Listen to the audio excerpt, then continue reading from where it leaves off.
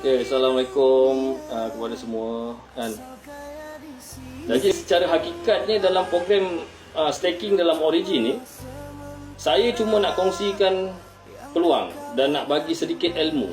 Sedikit ilmu macam saya cakap, saya nak orang dapat ilmu yang sebenar tentang kripto.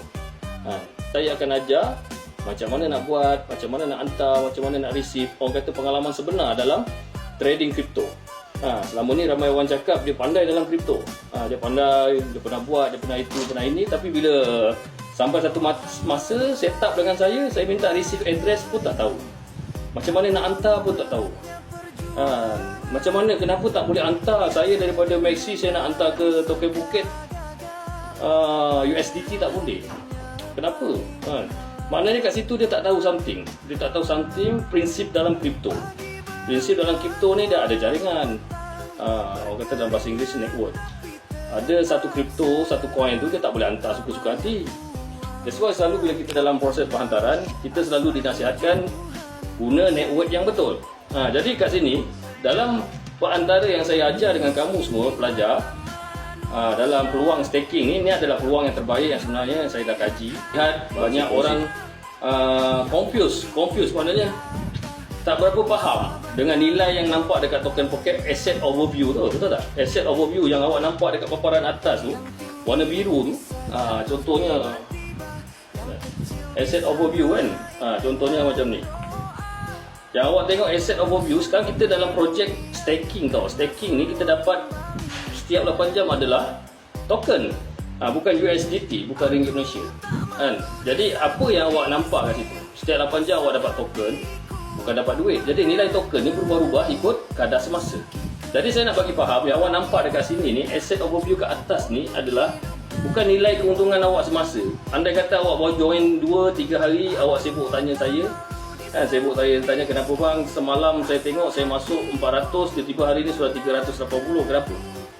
Tapi adakah anda perhatikan yang kat sini, kita punya asset yang kita dapat setiap 8 jam adalah dekat SLJNS yang dekat sini. SLJNS yang kita dapat kat sini, betul tak?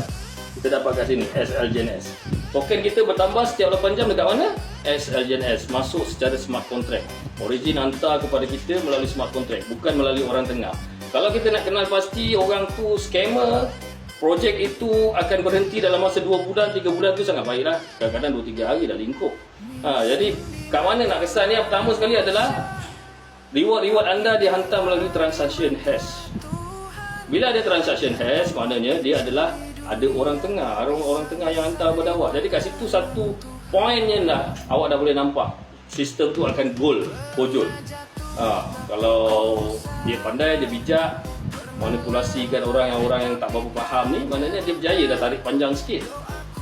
Tarik panjang sikit lah, mungkin nyawa dia panjang sikit lama 3-4 bulan. Mustahil sampai 1 tahun. Mustahil sampai 1 tahun kalau dalam projek kripto lah. Maknanya dia orang ambil kesempatan di atas koin-koin tertentu, dia orang buat satu projek. Faham? Jadi berbalik kepada isu ni, asset overview ni yang awak nampak warna biru atas tu, sebenarnya kadang-kadang bila awak baru join 2-3 minggu, sebulan, dalam sebulan ni awak tak nampak lah dia punya perubahan. Mungkin hari ni awak masuk, awak beli masa tu harga $7, and then selang seminggu tiba-tiba harga jatuh $6.50. Jadi kat sini memang aset tu akan nampak menurun lah. Yang awak kena tengok adalah jumlah koin. Beza koin masa awak beli 12, tiba-tiba sekarang dah 18, maknanya keuntungan awak adalah 6 koin. Jadi faham tak kat sini agak-agak? Lepas tengok video saya, tolong fahamkan. Jangan tanya lagi. Yang kekal hanyalah kebaikan dan amal yang tulus dijalankan.